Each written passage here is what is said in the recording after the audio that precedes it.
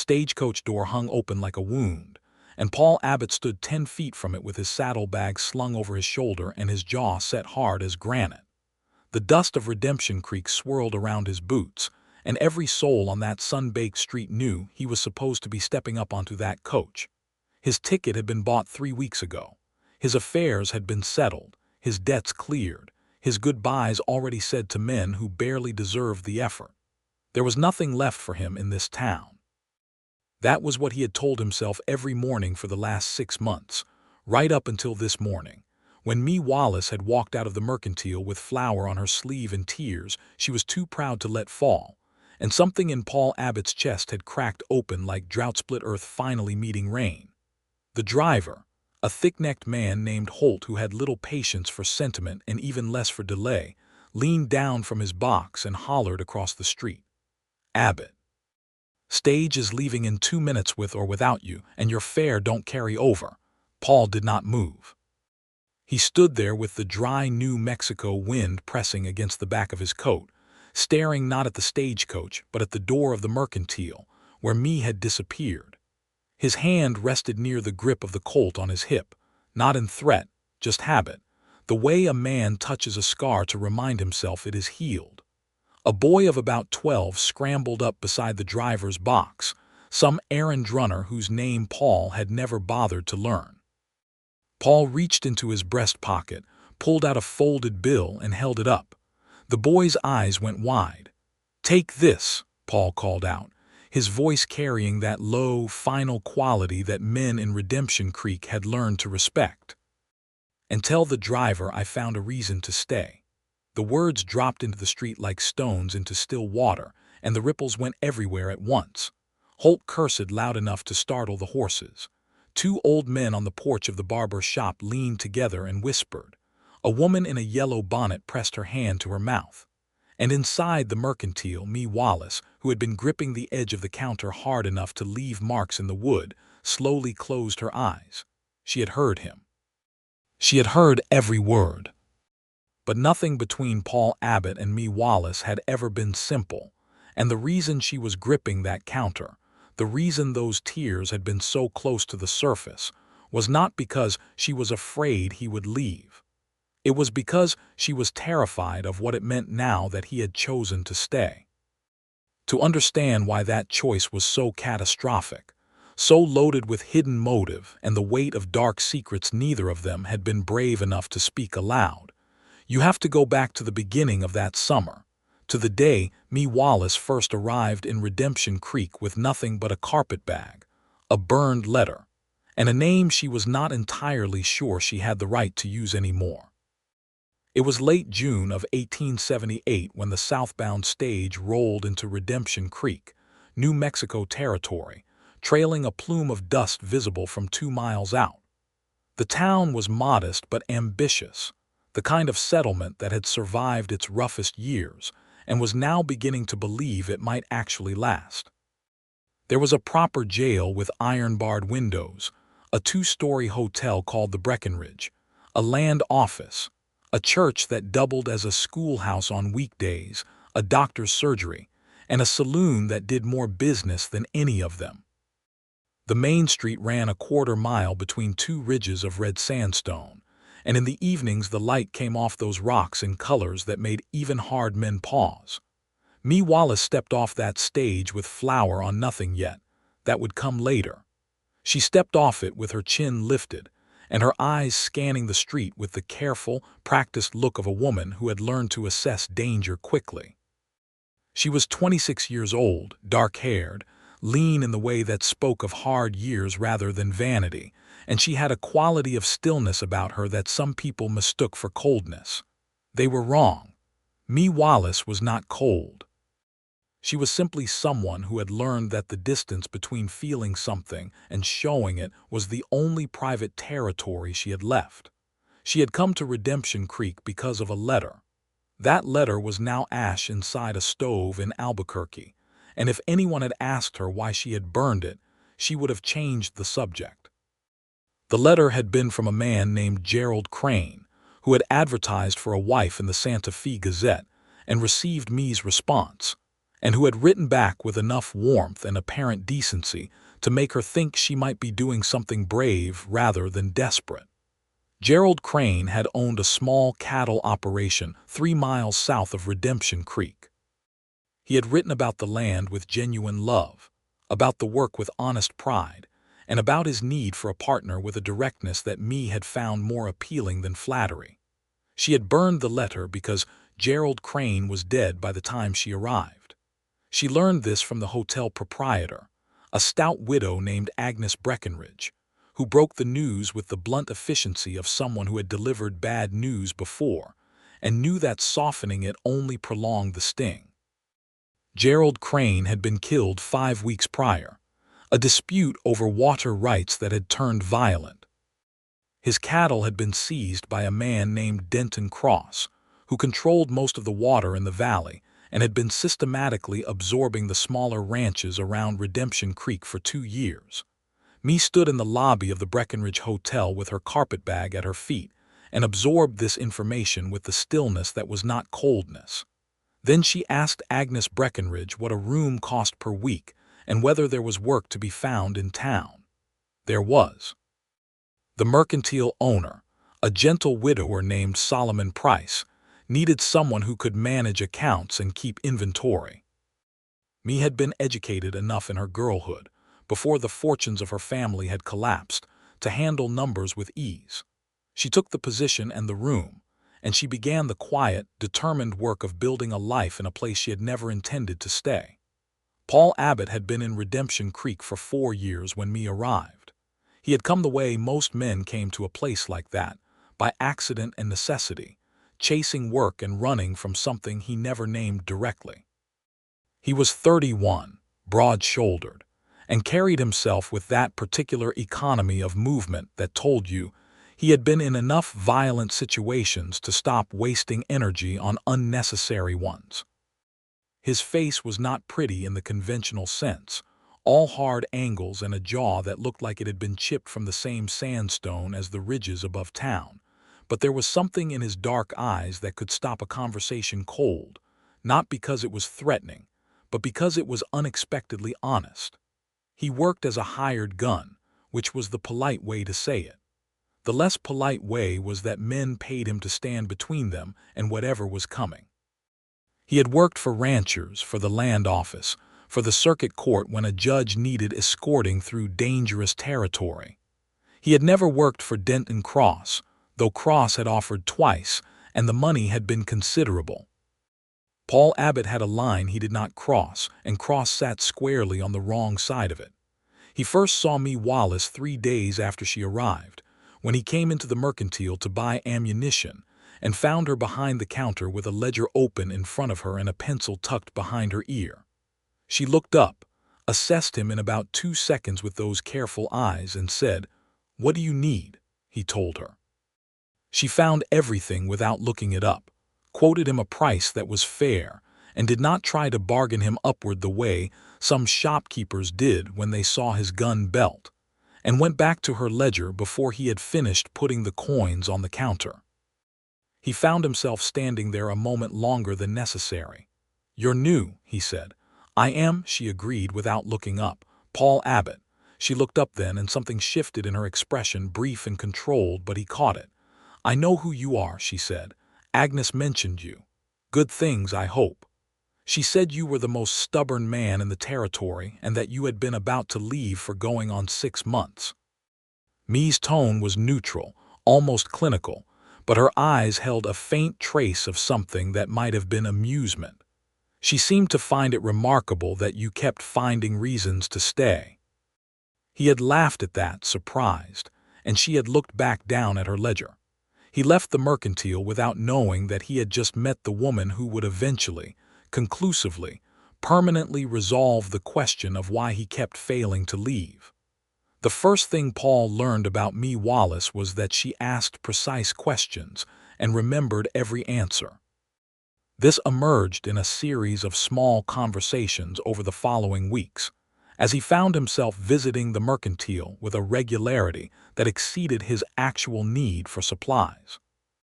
She would ask him something about the territory, about the trail conditions to a particular pass, about the reputations of specific ranchers or traders, and the questions were never idle. She was building a map in her mind, assembling information with the systematic patience of someone who had a plan she had not yet disclosed. The second thing he learned was that she was not afraid of Denton Cross, which was unusual and concerning in equal measure. Cross was a problem that Redemption Creek had been unable to solve. He was not a man who operated through simple brutality, though he was not above it when necessary, as Gerald Crane's fate demonstrated. He was shrewder than that. He used lawyers and dubious contracts and the slow strangulation of water access to bring smaller operations to heel, and he had the ear of the county seat in ways that made the local sheriff, a decent but limited man named Hector Briggs, effectively impotent. Half the town owed Cross money in some form. Most of the other half was afraid of the men he employed, a rotating collection of hard-faced riders who answered to a foreman named Vic Sadler. Mae, it turned out, had her own complicated relationship with Denton Cross, and it was this that explained the burned letter and the dark secret she carried into Redemption Creek like a stone in her shoe. Paul discovered the edges of this truth about 6 weeks after Mae arrived, on an evening when he had stopped in at the Breckenridge Hotel's small dining room for supper, and found Mae sitting alone at a corner table with a document spread in front of her and an expression on her face that made him stop walking. She looked trapped. That was the only word for it. Not frightened in a simple way, but the expression of someone who has discovered that a door they thought was open is in fact a wall, and that the room they are standing in is smaller than they realized. He sat down across from her without being invited, which was the kind of thing he did, and she did not tell him to leave, which told him something.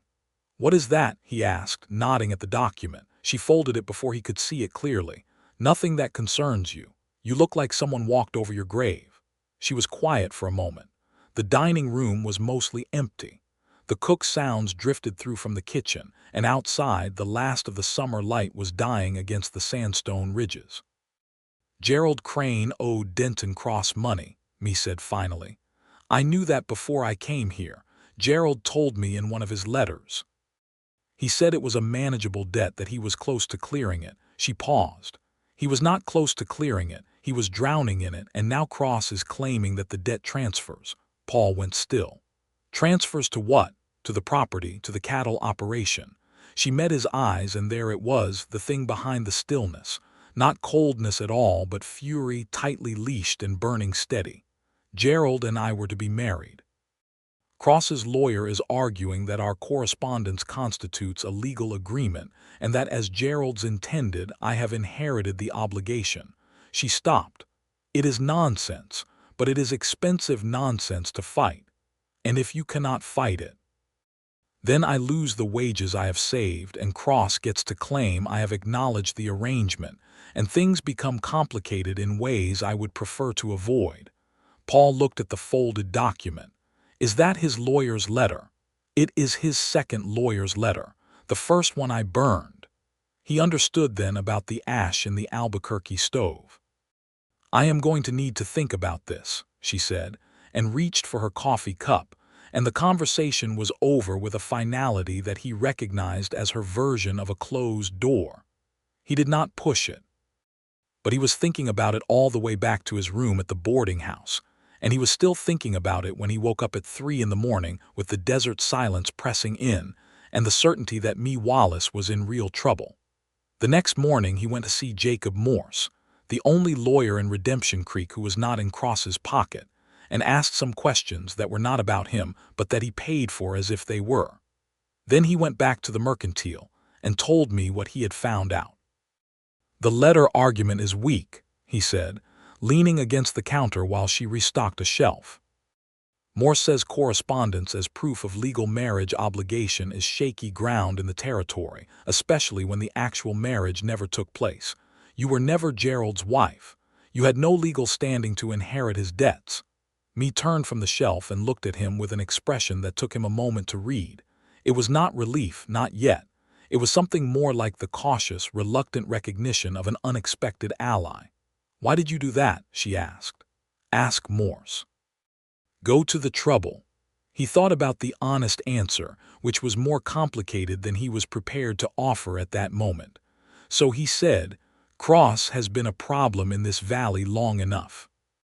Any excuse to make his schemes harder is a welcome one." Me studied him for a long moment, the way she studied everything, systematically and without hurry. "That is not the whole truth," she said. "No," he admitted, "but it is part of it." She turned back to her shelf. But something had shifted between them, some invisible threshold had been crossed, and both of them felt it even as both of them pretended not to. Over the following weeks, Paul found himself drawn into Me's situation with a depth that had moved well past the casual concern of a man who simply disliked Denton Cross. He helped her gather the documentation Jacob Morse needed to formally contest Cross's claim. He rode out to the remains of Gerald Crane's cattle operation and spoke with the two ranch hands who had stayed on despite not being paid, men named Tate and Flores who were angry and loyal in equal measure, and who had witnessed enough of Cross's dealings to be useful. He spent evenings at the Breckenridge Hotel's dining table with me, going over papers and strategy while the cook's lamp burned low and the desert outside went dark and cool. They talked. That was the thing that changed everything, the way they talked. Mae Wallace was the most rigorously honest person he had ever met, not honest in the blunt, weaponized way of someone who used truth to wound, but honest in the way of someone who had seen enough dishonesty to find it genuinely repugnant. She said what she meant. She admitted when she did not know something. She did not perform emotions she did not feel, and she did not conceal the ones she did feel with any more efficiency than was strictly necessary.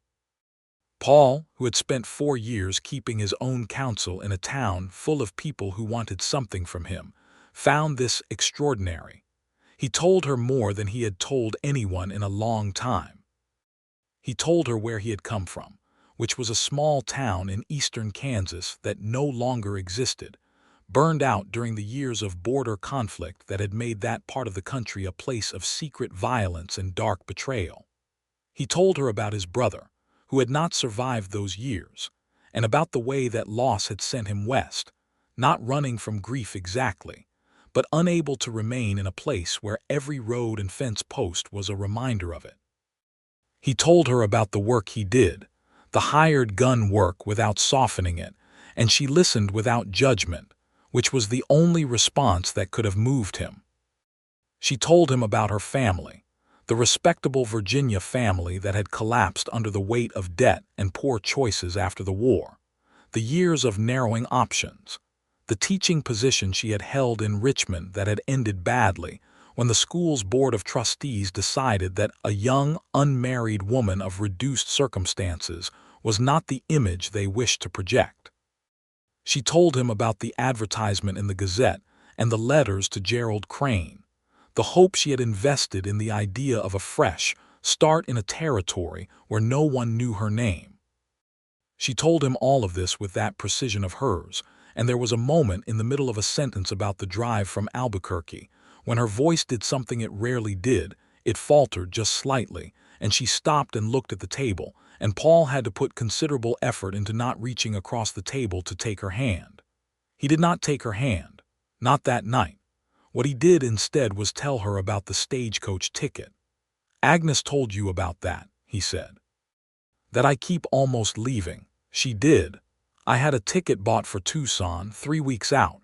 Me looked at him then carefully, the way she always looked at things she needed to understand. "Why Tucson?" "Man, there has a position that suits my skills.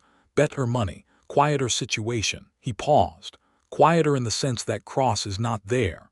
"You should go," she said. The words were careful and even, but he had spent enough time studying her expressions by then to see what it cost her to say them. "I know," he said. They sat with that knowledge between them for a while, and neither of them said the obvious thing, which was that neither of them wanted him to go. The situation with Denton Cross escalated before either of them had resolved anything. In the last week of August, Cross's foreman Vic Sadler came to the Mercantile during business hours and delivered a verbal ultimatum to me while Solomon Price was in the back storeroom, and Paul happened to be near the front window, having stopped in theoretically to buy coffee, but actually because the day had a quality of wrongness he could not specify, and he had learned to trust that feeling. Sadler was a wide man with a flat face and the particular stillness of someone for whom violence was a professional tool rather than a failure of self-control. He leaned on the counter and spoke in a reasonable tone that was made threatening precisely by its reasonableness. "Mr.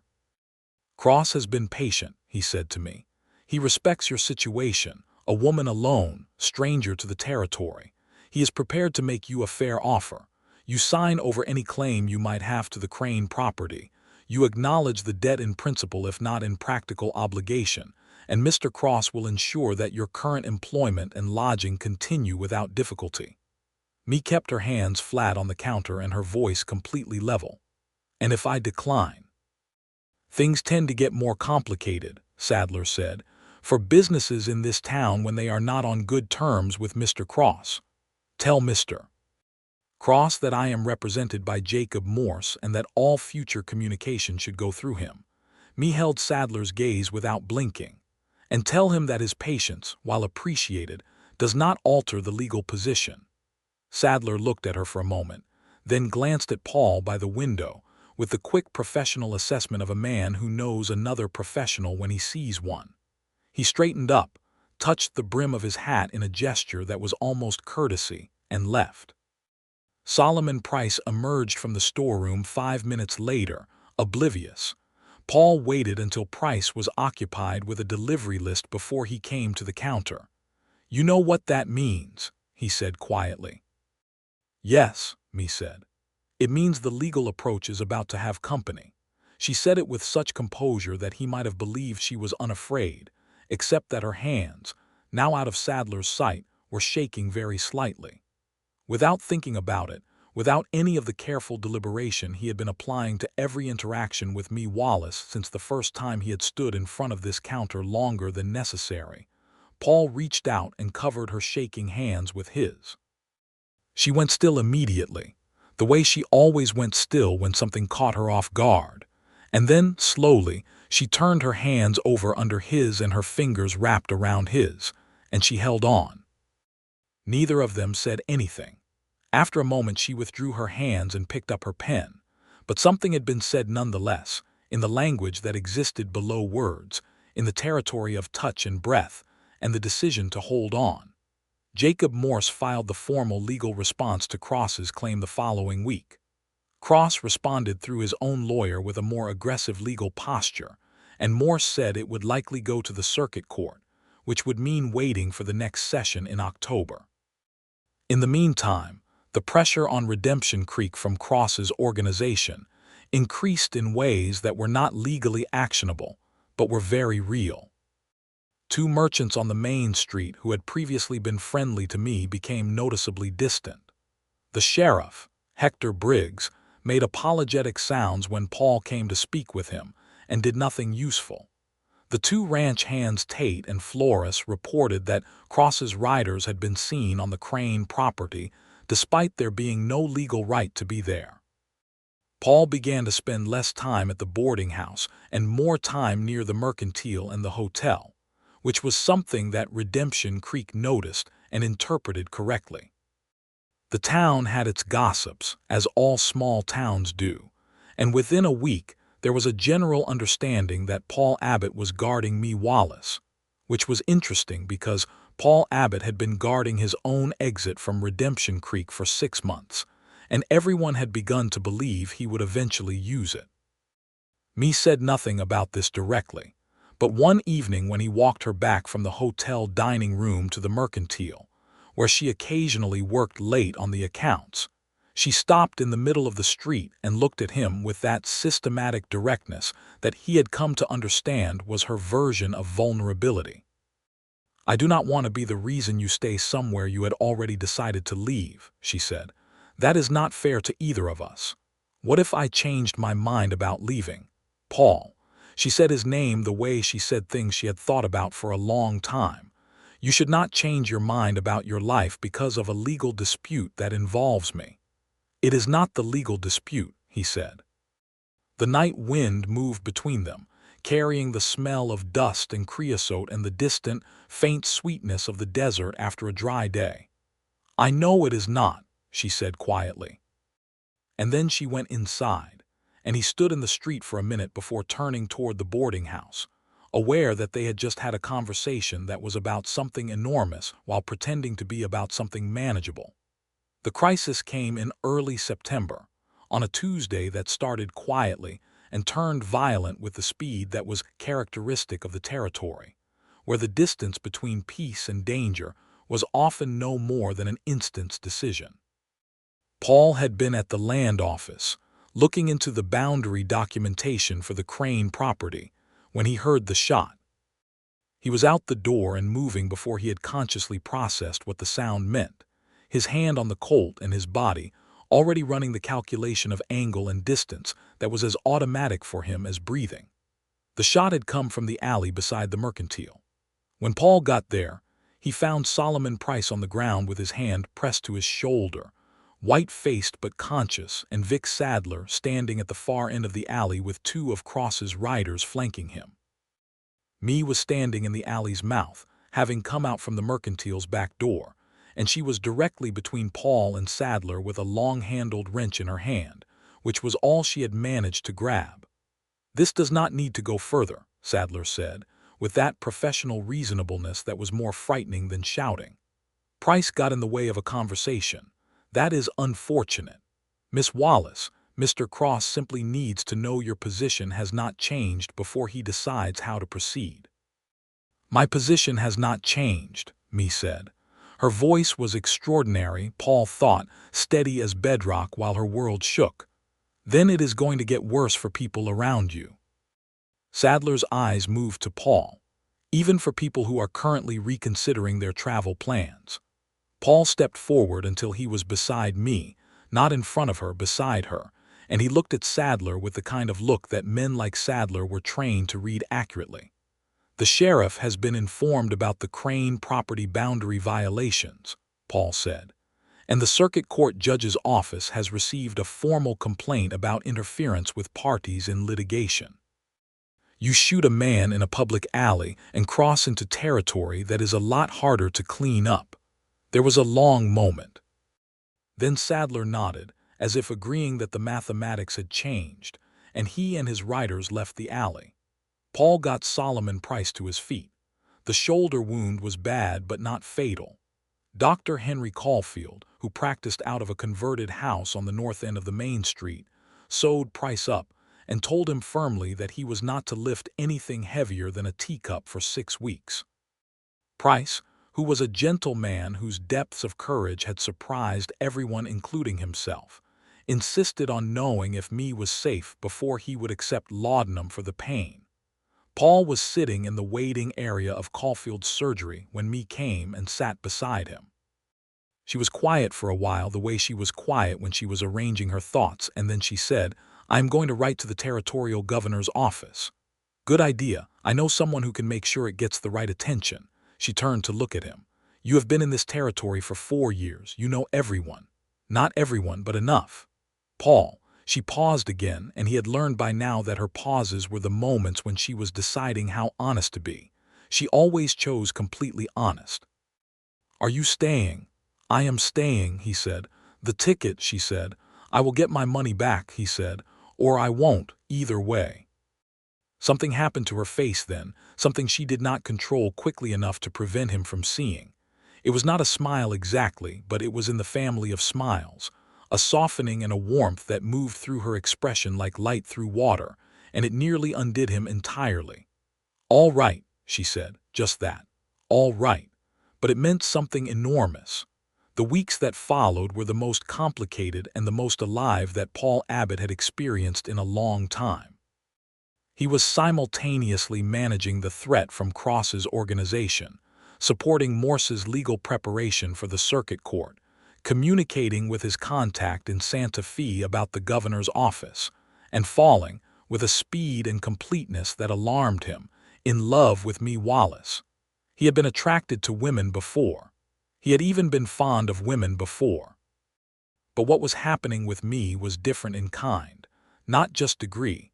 The way a river is different from a stream not just in size, but in the whole nature of what it does to the land it moves through. She was changing the contours of how he thought about his own life. He had spent 4 years holding himself lightly, ready to detach and move on, treating Redemption Creek as a temporary arrangement that had simply lasted longer than intended. Now, without any single dramatic declaration, that had stopped being true. He was no longer holding himself ready to leave. He was, for the first time in 4 years, simply here. He did not say this out loud. There was a careful distance between them still, maintained by mutual, unspoken consent, a recognition that they were both people who needed to be sure. Mae had come to this town under circumstances that had not been what she expected. She was still in the middle of a genuine legal and physical danger. He did not want to add the complexity of a declaration to an already complicated situation and have her feel that she had to manage his emotions alongside everything else. So he stayed close. He was helpful without being overbearing. He made her laugh on the days when laughter seemed impossible, and there were several of those days. One afternoon in the middle of October, 3 days before the circuit court session, when Morse's preparation was at its most intense and the tension in town was at its peak, Paul brought a package to the mercantile that contained a book he had ordered through the territorial postal route, having noticed that Mae read anything she could get her hands on and had expressed interest in natural science. The book was on the geology of the Southwest, illustrated with plates of the kinds of rock formation that surrounded Redemption Creek. She opened it at the counter and stood there for a full minute saying nothing, just looking at the plates, and then she looked up and she was not performing composure anymore. She was simply moved. "How did you know?" she asked. "You mentioned sandstone 2 weeks ago while we were walking past the East Ridge, and you used words that made me think you knew more about it than most people do." She looked at the book and then back at him, and the distance between them was smaller than it had been. "Thank you," she said. Just that, but with everything she was behind it. The circuit court session was held in the church schoolhouse on a Thursday morning when the October sky was the deep, saturated blue that only the desert produces in autumn.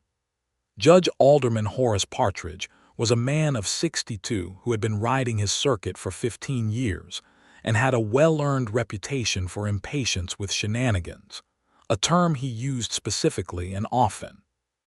Cross's lawyer was a man named Ferris who was slick and prepared, and who made the argument about Mae's correspondence with Gerald Crane with considerable technical skill.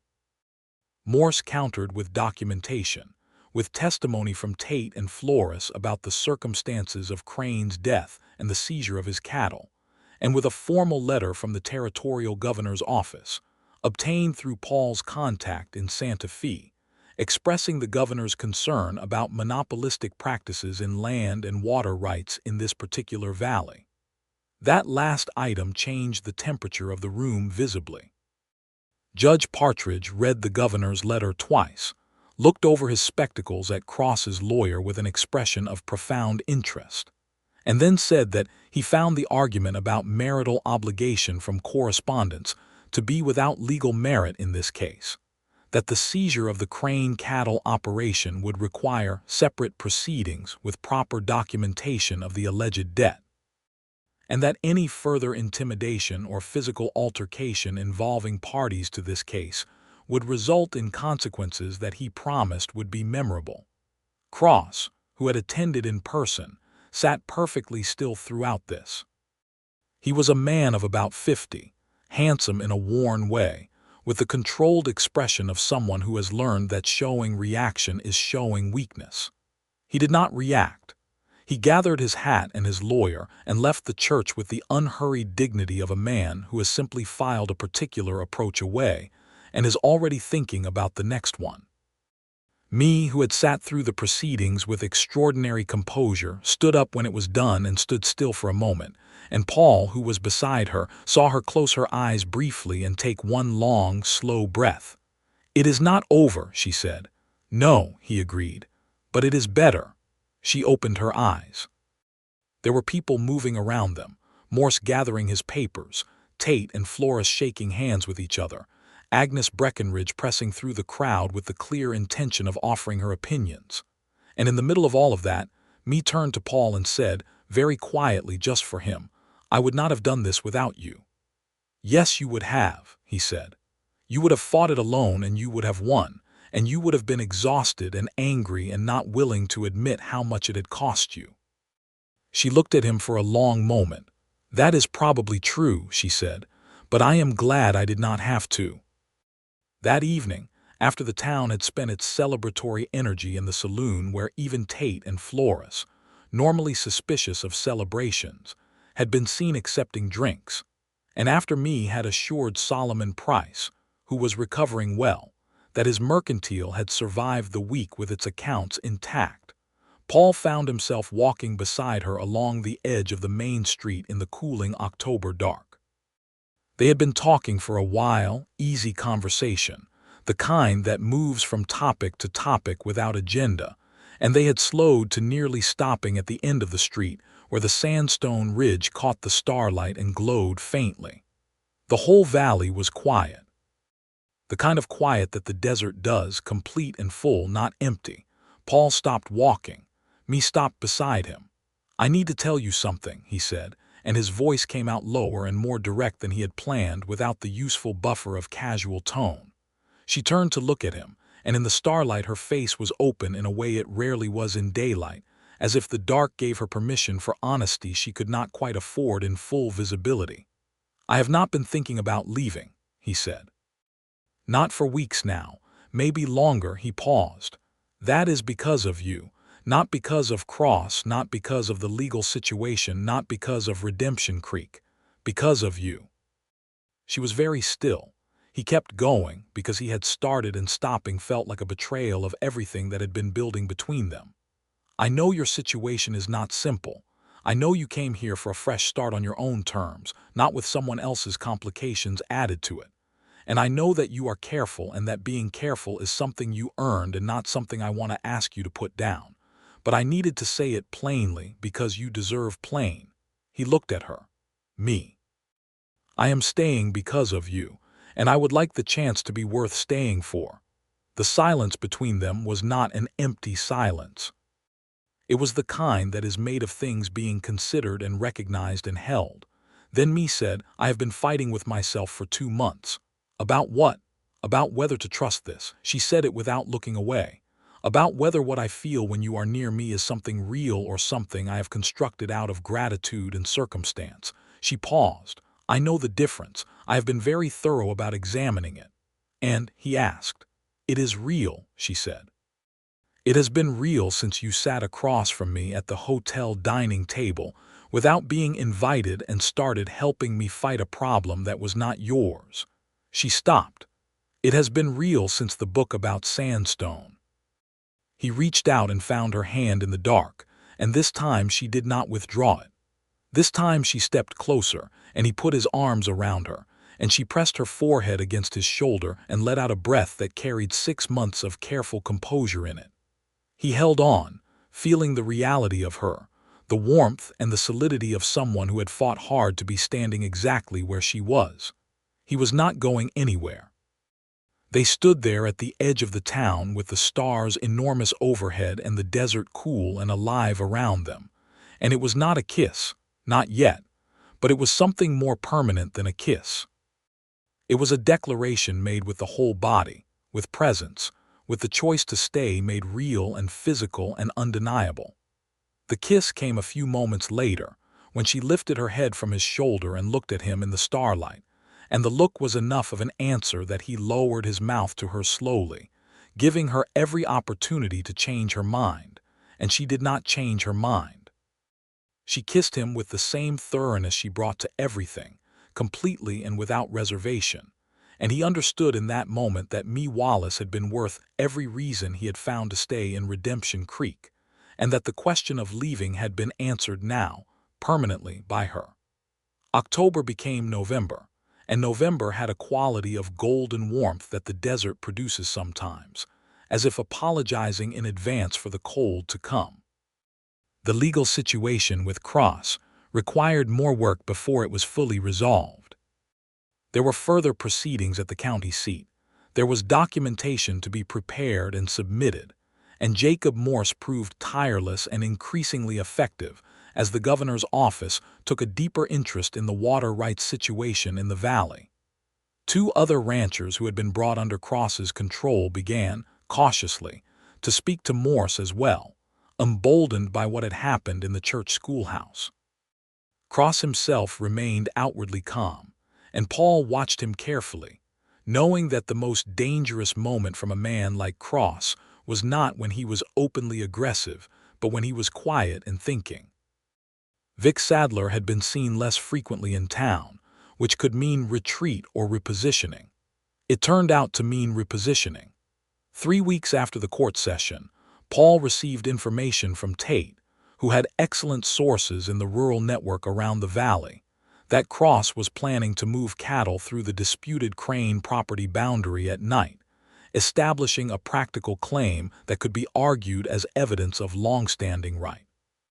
It was a subtle legal maneuver wrapped in a logistical action, exactly the kind of thing Cross was good at.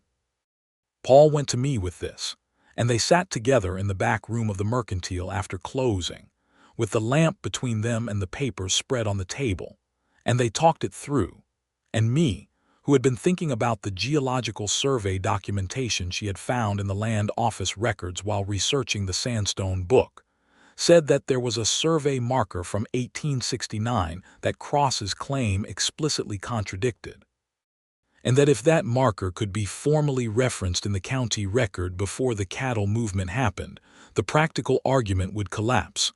"How quickly can Morse file that?" Paul asked. "If we get him the survey documentation tonight, he can be at the county seat by tomorrow morning," Mae said. "The county seat is 40 miles, Paul said. "I know," she said. "Can you ride tonight?" He looked at her. She was already gathering the documents, her hands steady and precise. "Yes," he said. He rode 40 miles in the dark and arrived at the county seat before dawn and found Morse's counterpart there, a land recorder named Wicks, who was not happy about being woken before breakfast, but who was scrupulously honest and who, once he understood what was being requested and why, processed the formal reference with the 1869 survey marker before 9 in the morning. Cross's cattle movement happened on schedule that night, but the reference was already in the county record, and when Cross's lawyer attempted to use the cattle movement as evidence of long-standing practical claim, Wick's filing was the first thing Morse produced, and it was a concrete wall. Cross did not come quietly after that. He retained another lawyer from Albuquerque and attempted 2 more legal approaches over the following 2 months. But the combination of Morse's preparation, the governor's office interest, and the increasing willingness of other affected landowners to come forward made each successive attempt harder to sustain. By January of 1879, the contested aspects of the Crane property had been formally returned to the estate, with the existing debt, which was real but had been substantially inflated by Cross's accounting, negotiated down to its actual amount and set against the cattle valuation that Tate and Flores provided. There was a day in late January when Morse came to the Mercantile and told me that the last filing was complete and that Denton Cross had no further legal mechanism to pursue the claim. Cross himself had announced that he was relocating his base of operations to the county seat, which everyone understood as a strategic withdrawal, and Sadler had left the territory entirely. Solomon Price, whose shoulder had healed clean, shook Morse's hand with his good arm and then wept quietly in the back storeroom for about 5 minutes, which he denied afterward. Mae stood in the middle of the Mercantile and was quiet for a long time after Morse left. Then she looked at Paul, who was leaning against the doorframe because he had been nearby, as he generally was, and she said, "It is over. It is over," he agreed. She walked across the mercantile and into his arms with a decisiveness that made him smile, burying her face in the warm angle of his neck. He held her, and this time the breath she released into his shoulder was not exhaustion. It was relief so complete it was almost weightless. "What happens now?" she murmured against his collar.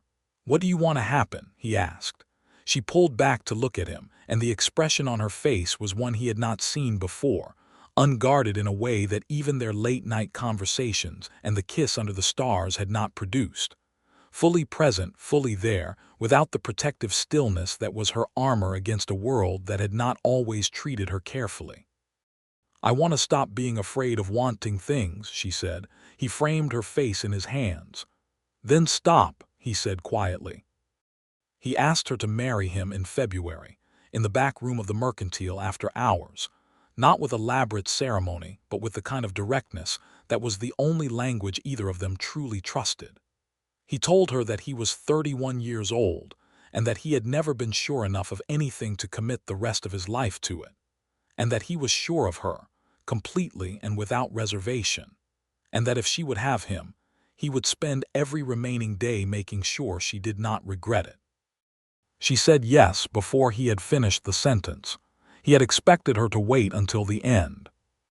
Agnes Breckenridge cried when she heard, genuine tears of the uncomplicated sort that came from watching two people she liked manage to find each other in a place and time that often made it hard. Solomon Price gave me 3 days off, which was the most generous thing he had ever done. Tate and Flores rode in from the Crane property, which they had been managing with careful attention since its legal restoration, and brought with them a bottle of whiskey of dubious provenance that was consumed in celebration at the Breckenridge Hotel dining room.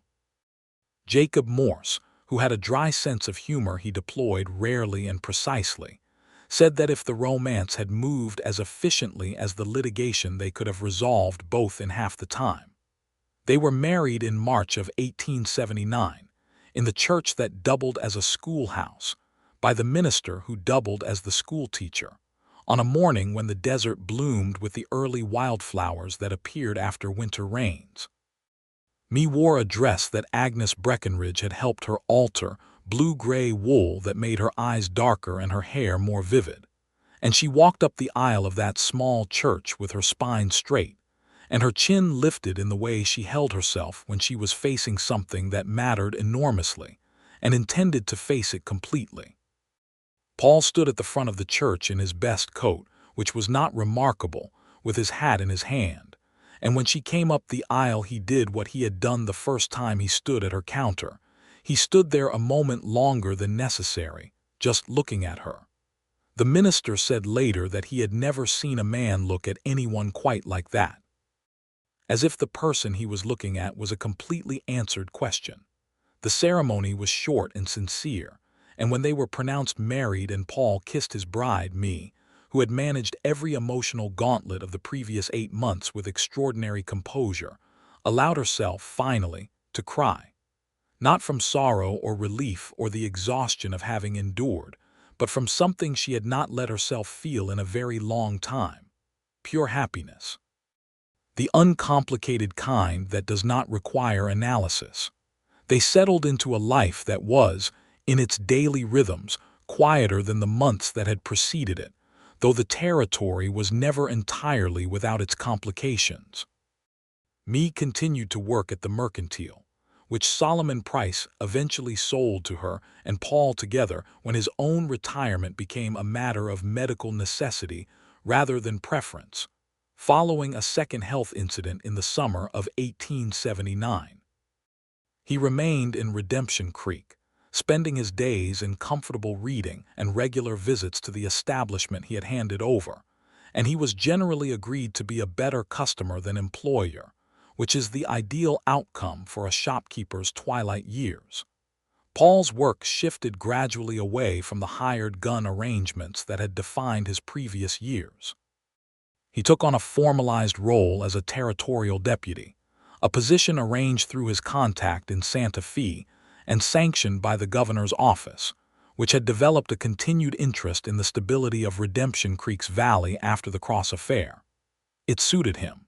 It was still work that required the skills he had spent years developing, the ability to read danger, to negotiate from a position of controlled force, to make decisions quickly and live with the consequences. But it had a different moral architecture than the purely mercenary arrangements he had moved away from. It had accountability and purpose. He and me lived first in rented rooms above what was now their mercantile, a practical arrangement that made the long days of running the business manageable. In the spring of 1880, they moved into a house on the north end of the main street, 4 rooms with a kitchen garden that me established with a systematic attention to soil composition that clearly delighted her. She grew things that surprised people, not just practical vegetables but native plants she had studied in her geology book, and in subsequent volumes she ordered through the postal route, plants that were medicinal or simply beautiful in the austere way of desert flora. She taught herself the geology of the local rock formations with the same rigor she brought to everything. And on Sundays, which were slow at the mercantile and quiet in the territory, she and Paul would walk out to the sandstone ridges, and she would tell him about the formations with a precision and enthusiasm that was contagious. He learned things about the Permian era and the way sediment becomes stone, and the particular conditions that produced the red coloring of southwestern sandstone that he would not have predicted being interested in, and found to his continuing surprise that he was. Their first child was born in the autumn of 1880, a boy they named Thomas, after Paul's brother who had not survived the Kansas years. Me was in labor for 15 hours, which Dr. Caulfield handled with competent calm, and which Paul handled by wearing a path in the waiting area and being quietly convinced that he was about to experience the worst thing that had ever happened to him. When Caulfield came out and told him he had a son and that me was exhausted but entirely well, Paul sat down in the worn chair in the surgery's waiting area and did not move for several minutes while his nervous system processed the information. When he was allowed in to see me, she was propped against pillows in the surgery's back room with the infant wrapped and sleeping in her arms, and she looked up at him with those careful eyes that were not careful at all right now, that were open and warm and not performing anything. "Come see your son," she said. He sat on the edge of the cot beside her and looked at the small, red, astonishingly present face of Thomas Abbott, and he felt something that he had no adequate vocabulary for. The nearest he could come to it was that it was like the feeling of standing on the street outside the mercantile on the day he had refused to board the stagecoach, enlarged by a factor that made that moment seem small in comparison. The feeling of a decision being not just made but permanently, irrevocably confirmed. "Hello, Thomas," he said quietly. And me leaned her head against his shoulder, and he put his arm around her. And they sat like that for a long time while the desert afternoon moved toward evening outside the surgery window. Thomas was a loud, opinionated, enthusiastic child who developed a very early personality that was recognizably a combination of both his parents, his mother's precision of thought and his father's physical fearlessness, a combination that was frequently inconvenient. He was walking at 10 months and talking in complete sentences by 18 months, and by the time he was 3, he had opinions about the geological features of the local ridges that he expressed at length to anyone who would listen, which was mostly me, who listened with genuine interest and who found this enormously endearing. Redemption Creek itself grew through these years, slowly and with the organic irregularity of a place developing according to the logic of its own geography and economy. New families arrived. A proper school was established, separate from the church, with a dedicated teacher who came from Ohio and was excellent. A second doctor set up surgery on the south side of town after Caulfield retired.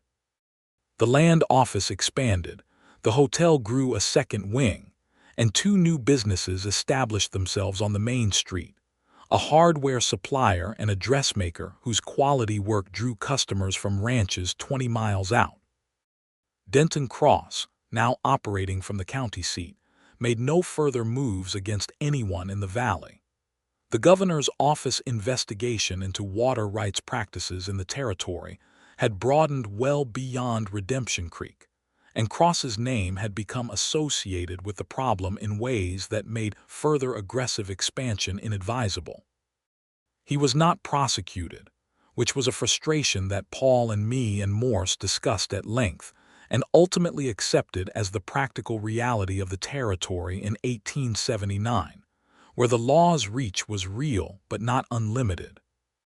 Cross faded into a smaller version of himself, which was, as me noted with her characteristic precision, a more lasting punishment than a courtroom might have provided. The spring of 1882 brought changes that were partly difficult and partly wonderful in the way that life arranges its gifts and losses together. Solomon Price died in April, quietly in his bed at the Breckenridge Hotel, with Agnes Breckenridge holding his hand, which was something that surprised everyone who had not been paying close enough attention to the gentle, long-developing attachment between them. Me was at his bedside and held his other hand, and she was sad in the way that requires no qualification. Price had given her the first stable ground she had found in the territory. She owed him more than she could have repaid, and she knew he would have refused the accounting. The mercantile, which she and Paul now owned fully, was renamed that spring. Me chose to keep the name Price's Mercantile rather than change it, which was an act of honor that Price would have denied deserving, and that Agnes Breckenridge, who was not given to visible sentiment, received with tears she blinked away quickly and would have denied equally. In June of 1882, me discovered she was expecting again. This pregnancy was more complicated than the first, not dangerously so, but with enough difficulty in the early months that Dr. Caulfield's successor, a young man named Howell who was thorough and capable, ordered her to moderate the physical demands of running the mercantile. Paul took over more of the floor work with a willingness that involved no complaint whatsoever, and a learning curve in inventory management that me supervised from a chair she had installed behind the counter, directing with the authoritative calm of a woman who had the operation completely mapped in her memory. Their daughter was born in February of 1883, on a cold, bright morning when the snow on the distant mountains was visible from the surgery window. They named her Clara, which had been me's mother's name, and she arrived with considerably less drama than her brother had, being apparently more organized about the process from the beginning. Clara Abbott was a quiet, observant infant who watched the world from very early on with large, dark eyes that were clearly going to be her mother's eyes, and who developed, in her own time, the same measured, systematic way of approaching everything that made Mae Wallace the person she was. Thomas, who was 2.5 when Clara arrived and had been enthusiastically prepared for a sibling without fully understanding what that meant, spent the first several weeks being very protective and very loud about it, and then settled into the role of older brother with a possessive devotion that would remain characteristic for decades. Paul watched his family and felt, regularly, the sustained and unglamorous miracle of it. Not every day was peaceful. The mercantile had its difficult stretches, the territory had its periodic disruptions, and there was a period in 1883 when the deputy work became more dangerous than usual, due to a series of stage robberies that required several extended absences from home that Paul did not enjoy and me bore with the equanimity she brought to difficulties, which did not mean she found them easy. The robberies were resolved by late autumn, the perpetrators identified and brought before the circuit court, and on the first evening Paul was back in Redemption Creek, he sat at the kitchen table while me put the children to bed and felt the particular completeness of being home. That was the word. Home.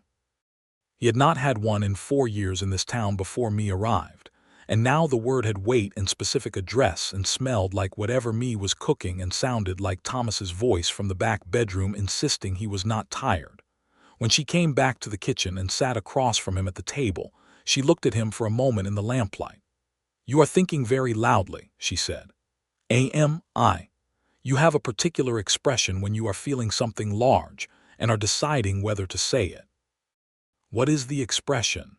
"Something between contentment and alarm, which I have always found characteristic." There was the faint trace of something in her eyes, the thing that was in the family of smiles. "I was thinking about the mercantile counter," he said, "the first day I came in, when you said I was the most stubborn man in the territory. I said Agnes said that. You did not disagree with her. I did not have enough data yet." She folded her hands on the table. "I have considerably more data now." "And your assessment?" "Confirmed," she said, and the smile arrived fully and without reservation, the way her smiles always arrived when they were not being managed completely and all at once. "Stubbornly, magnificently, irreversibly confirmed." He reached across the table and she gave him her hands, and he held them the way he had held them that first time in the mercantile after Sadler's visit, when she had turned her palms over and held on. Only this was different, because this time there was nothing uncertain about it. This time it was simply the grip of two people who knew exactly where they were and exactly who they were holding. The years that settled over Redemption Creek through the mid-1880s were not without their share of the territory's chronic difficulties, drought seasons and cattle disease, and the slow, complicated progress of the new railroad routes that were reshaping trade patterns across the Southwest. But they were years of accumulation in the best sense, the accumulation of a life being built layer by careful layer, like the sandstone formations Mae loved, each stratum laid down in its time, each one resting securely on what came before. Thomas grew into a boy of vivid intelligence and considerable energy, who attended the Redemption Creek School with the aggressive engagement of someone for whom learning is not an obligation, but a competition with himself. He was interested in everything, which was occasionally exhausting for his teachers and almost never exhausting for his parents, who had both arrived in this world through paths that had valued education as a survival skill and recognized its worth without needing to be persuaded. Clara, quieter and more systematic, revealed as she grew a particular aptitude for the natural world that was clearly her mother's influence. By the time she was 4, she could identify a dozen local plant varieties by sight, and she accompanied me on the Sunday ridge walks with the focused attention of a small scientist in training, asking questions that were disconcertingly specific for someone her height. Jacob Morse, who had been quietly in love with the law his whole professional life, in the way that some people are in love with a demanding and unpredictable partner, was elected to the county bench in 1884, which was a source of considerable satisfaction to everyone who had watched him work. He was an excellent judge, rigorous and fair, and possessed of the gift of making legal reasoning accessible to people who found it impenetrable, which was most people. He came to dinner at the Abbott house regularly and was godfather to Clara, a role he took with the same rigor he brought to everything. Agnes Breckenridge sold the hotel in 1885 to a young couple from Colorado and retired to a house 2 doors down from the mercantile, from which she maintained a comprehensive awareness of everything that happened in Redemption Creek and dispensed opinions on all of it, with the authority of someone who had earned that position through 30 years of observation. She was a frequent visitor to the Abbott house, and she and Mae had developed, over the years, the kind of friendship that does not require constant maintenance because it is built from something more durable than proximity. The mercantile thrived. Mae's management of the accounts was, as it had always been, excellent, and Paul's wide network of territorial contacts kept the supply relationship strong even as the shifting trade routes created difficulties for other businesses in town. They expanded in 1886, adding a back section that carried hardware and tools, responding to the growing demand from the ranching operations that had stabilized and multiplied in the valley since the end of Cross's interference. Tate and Flores, who had been managing the Crane property since its legal restoration, had eventually purchased it formally with the backing of a small territorial land loan, and were now running a modest but successful cattle operation that was a source of ongoing satisfaction to everyone who remembered what the property had looked like in the autumn of 1878.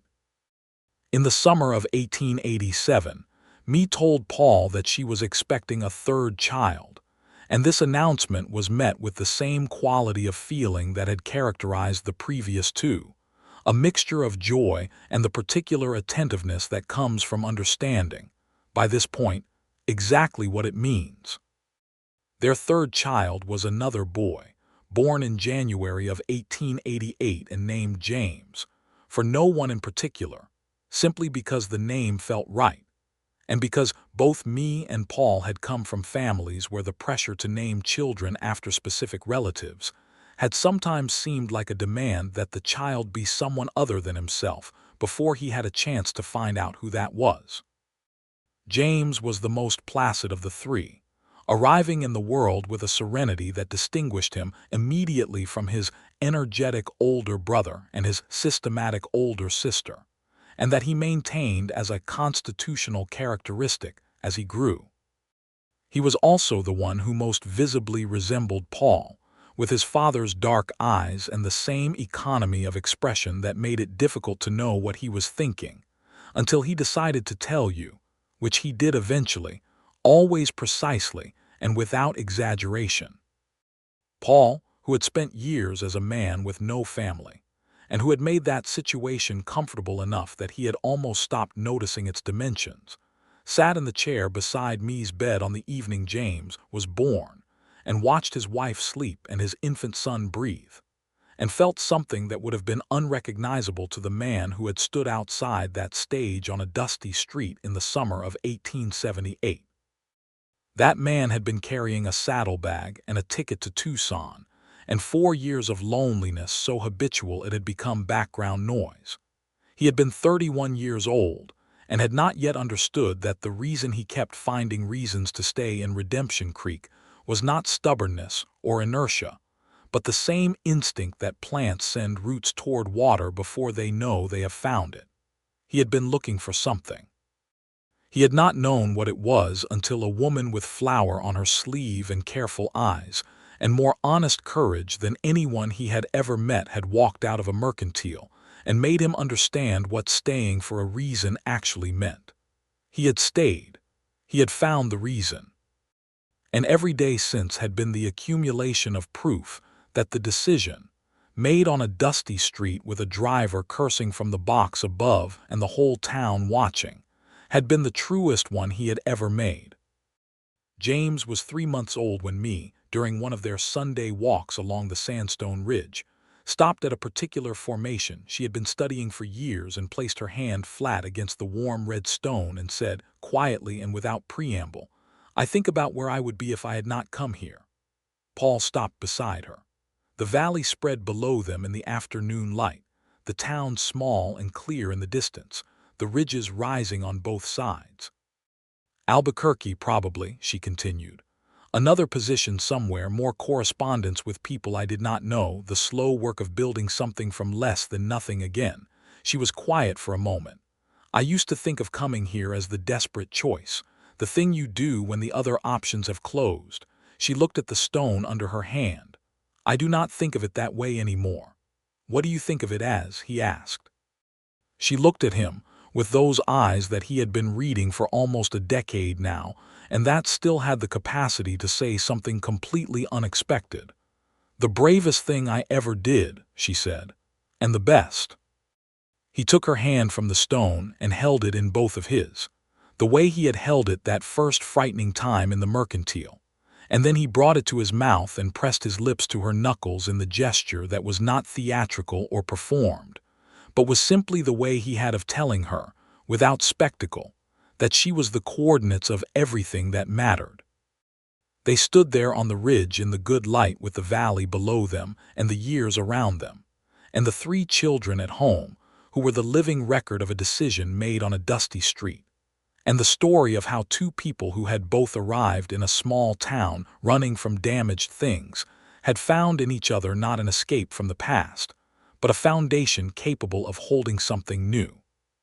Clara's voice, even at 4 years old, could carry a significant distance when she had something to say, and from the direction of the house, they could both faintly hear her instructing Thomas on some point of natural history, with the authority of someone who has the facts.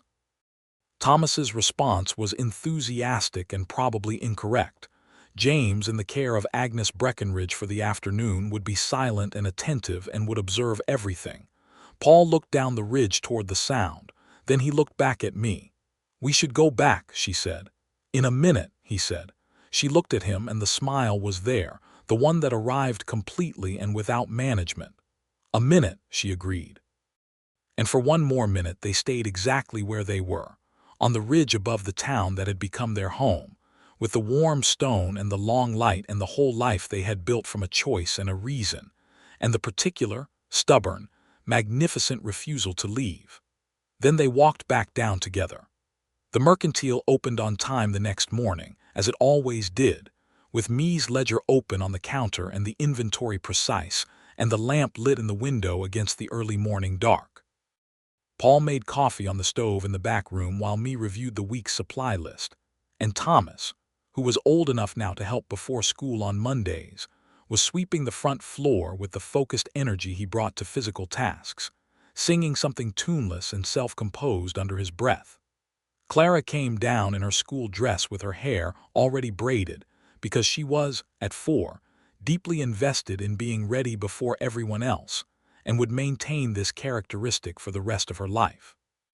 She announced, with the precision that was entirely her mother's, that it was going to be warm today based on the color of the eastern sky, which she had observed from the bedroom window, and that someone should water the kitchen garden before it got too hot.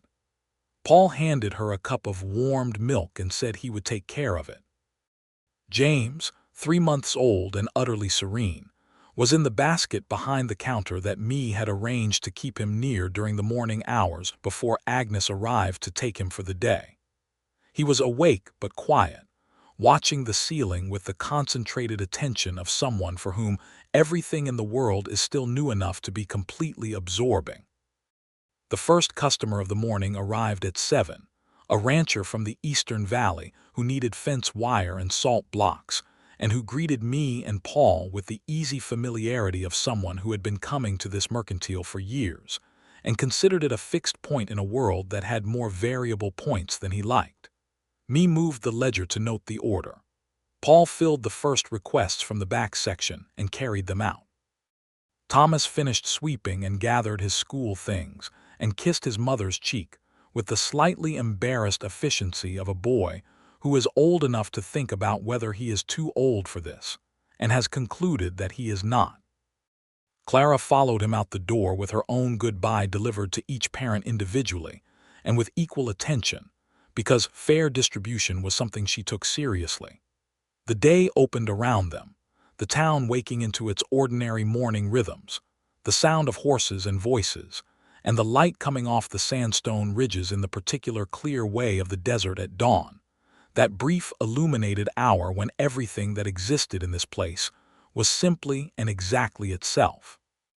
And behind the counter of Price's Mercantile in the town of Redemption Creek, New Mexico Territory, on a morning in 1888, Paul Abbott looked at his wife across the lamp and the ledger and the sleeping infant and felt, as he felt every morning, the unremarkable and extraordinary rightness of where he was. He had been asked to board a stage once. He had refused. He had sent a message to the driver. He had found a reason to stay. And the reason was here, and the life was here, and there was nowhere else on earth that would have been better or truer. And Paul Abbott, the most stubborn man in the territory, was grateful every day of his life that stubborn was the thing he had been when it mattered most.